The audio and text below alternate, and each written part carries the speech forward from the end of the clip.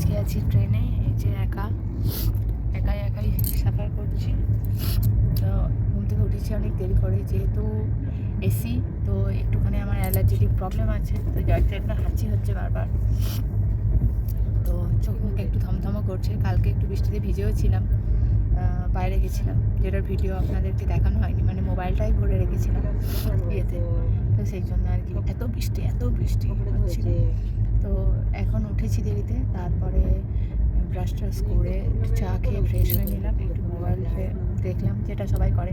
এখানে তো আর কোনো কাজ নেই, কিছুই নেই। তো আমার যেটা সাথী এর আগের দিন আপনাদেরকে বলেছিলাম, দেখেছিলেন, চলুন দেখাই। এই যে শশা, পিলার আর চাকু এনেছি, আর শশা আর মুড়ি, চানাচুর মুড়ি, আর একটু পাঁপড় ভাজা গুঁড়িয়ে নিয়েছিলাম। বিশ্বাস করুন দারুণ লাগে খেতে। আর এটাই একটু অল্প টিফিন করবো, তারপরে পরোটা, আলু ভাজা, মিষ্টি এসব এনেছি, এগুলো খাবো।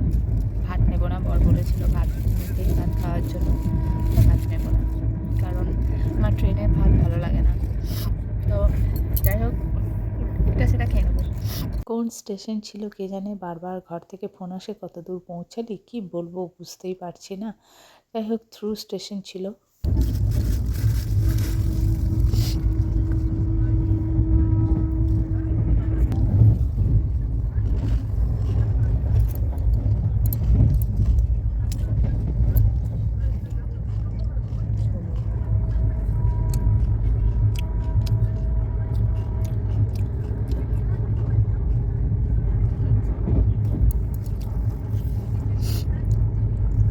কি বন্ধুরা, খেতে ইচ্ছা করছে। তো সবার ঘরে চানাচুর থাকে, মুড়ি থাকে, যারা বাঙালি, আর ইয়ে তো থাকবেই, ওই শশা। এটা নিলাম ফ্রুট কেকটা, কারণ ট্রেনটা লেট আছে, এর আগের দিন বলেছি। এখন অবশ্য টাইমটা দেখা হয়নি, রাইট টাইমই আছে। রাতে মেকআপ করে দেয়, মোটামুটি 1.5 ঘন্টা এরকম ছিল। তো মুড়িটা খেয়ে নিলে রাতে খাবো মুড়ি, রাতে হালকা কিছু খেতে হবে। আর আমার ট্রেনে এমনিতেই খেতে ভালো লাগে না। আর তো কেকটা একটু সন্ধ্যাবেলায় চা দিয়ে খাবো বা কফি দিয়ে খাবো, এরকমই চিন্তাভাবনা করেছি।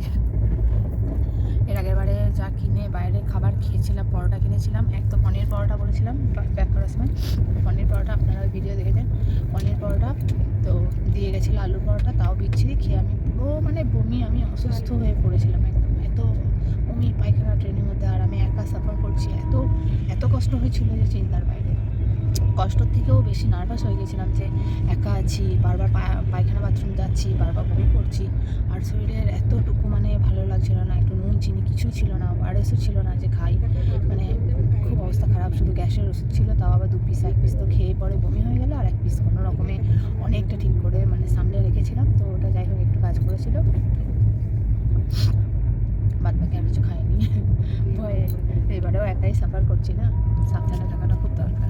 ট্রেনে খাবার কিনে খাবো না, মুড়িটাই আমার সম্বল। তাই ভাবলাম মুড়িটা অল্প খেয়ে 2 পিস কেক খেয়ে নিই, কারণ এত বড় কেকটা শেষ অবধি ফুরাবে কি না কে জানে, আর এইসব এঁঠোকাটা নিয়ে যাওয়া যাবে না, তাই 2 পিস কেক খেয়ে নিচ্ছি। মুড়িটাকে বাঁচিয়ে রেখে, মুড়িটাই আমার ভবিষ্যৎ। এখন বাজে 12টা, একটু ঘুম আসছে, মানে একটু শুয়ে উঠে খাবো 1টা-1.5টা নাগাদ। ফোনটাকে চার্জে দিয়েছি, এই যে চার্জে বসানো আছে, এখন দেখতে ঘুম আসছে। ছোট্ট ঘর, সাইড লোয়ার বারটা না আমার খুব পছন্দের, মানে লুক লাইক আমি মনে করি ফার্স্ট ক্লাস, মানে একদম সেপারেশন, নিচের দিকে ভিউ দেখা যায়, তারপরে পুরো জানলাটা বড়টা কভার পাওয়া যায়, একদম পুরো সেপারেশন, কারোর সঙ্গে চেয়ারের ব্যাপার নেই, খুব ভালো লাগে। এটা কি বলো তো বন্ধুরা, ওই যে দূরে পাহাড়টা দেখা যাচ্ছে, অনেকে জানে আবার অনেকে জানেও না। এটা আমরা কিন্তু সবাই কম বেশি ভূগোলে পড়েছি। এটা কি বলো তো, সেই পশ্চিমঘাট পর্বতমালা। যখন আমরা বইয়ে পড়ার জিনিস চক্ষুষ দেখি, কি ভালো লাগে তাই না, দেখতে কি ভালো লাগছে।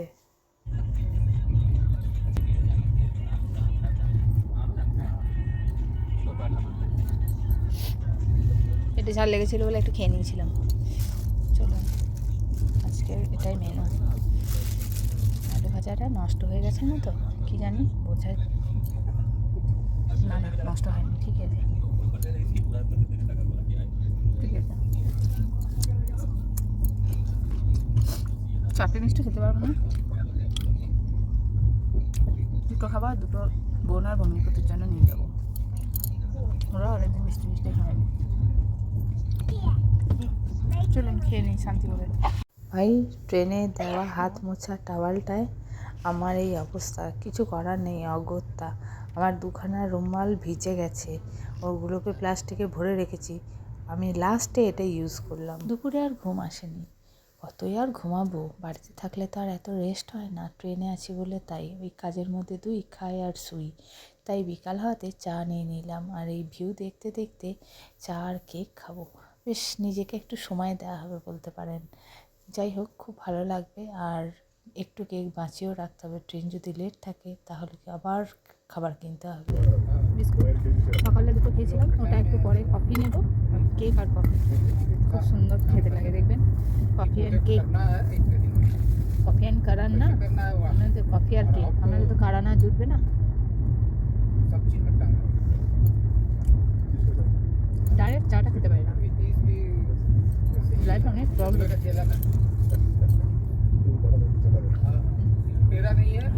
এটা কোন জায়গা কে জানে, মেঘ থেকে মনে হচ্ছে অনেক বৃষ্টি হবে, অনেক মেঘ করে এসছে। না, বৃষ্টি তো আবার 2-4 ফোঁটা পড়ছেও দেখছি কাছেতে। দুপুরে আবার ঘুমাইনি বলে সন্ধ্যাবেলায় আবার একটু ঘুমিয়ে গেছিলাম। কেউ একজন ফোন করাতে ঘুমটা ভেঙে গেল, তখন বাজে 9:30। দেখি সব লাইট ফাইট অফ হয়ে গেছে, কারণ ট্রেনেতে দেখি তাড়াতাড়ি সবাই লাইট অফ করে খেয়ে দিয়ে শুয়ে পড়ে। হ্যাঁ, কোনো কাজ নেই ঠিকই, কিন্তু শুয়ে পড়ে। আমি আবার একটু দেরি না হলে খেতে পারি না। যাই হোক, উঠে কোনো রকমের খাবারটা খেলাম, খেয়ে এবার হাত ধুয়ে টয়লেট গিয়ে আবার একটা শান্তির ঘুম পেটাবো, একদম যেন কাল সকালে উঠি। ট্রেনে ঘুমও খুব আসে, দেখবেন বাড়িতে থাকলে এত ঘুম আসে না, কাজের নেশায়। তো একটা কথা বলছিলাম, যেমন সৈন্যদের জন্য আমাদের দেশে আমরা শান্তিতে রয়েছি, ঠিক তেমনই এই ট্রেনের ড্রাইভারের জন্য ট্রেনেতে কিন্তু যাত্রীগুলো শান্তিতে এবং নিরাপদে ঘুমটা দেয়, শুধু ওই একটি মানুষের জন্য, তাই না? ভাবলে খুব অবাক লাগে। তো চলুন যাই, আবার ঘুম দিই, ওনারা জেগে থাকুক, আমরা ঘুমাই। গুড নাইট বন্ধুরা, দেখা হবে আবার কাল সকালে। মুম্বাই স্টেশন একা 8 নম্বর প্ল্যাটফর্মে নেমেছিলাম, যাচ্ছি হারবার লাইন, সানপাড়া যাবো, পানভেল বা বেলাপুর ট্রেন ধরবো, লিখে দিচ্ছি। স্যার টিকিট কাউন্টার কানা है, টিকিট কাউন্টার, থ্যাংক ইউ। ঠিক আছে, টিকিট কাউন্টার পেয়ে গেছি। 1 বছরেরও বেশি পুরনো এই ভিডিও। তখন মা ছিল বম্বে স্টেশনে, গণপতি বাবার পুজো হচ্ছিল, সেপ্টেম্বর মাস। নানান কারণে ব্যস্ততায় ভিডিওটা ছাড়া হয়নি। তো বন্ধুরা চলো, ট্রেন চলে এসছে, আমিও যেমন আকুল হয়ে আছি মায়ের কাছে পৌঁছাবার জন্য, মাও অধীর অপেক্ষায় আমার জন্য বসে আছে। কেন জানি না, ট্রেনে কোনো কাজ না থাকা সত্ত্বেও, রেস্টে থাকা সত্ত্বেও ট্রেনের ক্লান্তটা অনেক ভারী লাগে। তো আজকের মতো ভিডিও এখানেই, কেমন লাগলো জানিও, পর দেখা হবে আবার পরের ভিডিওয়।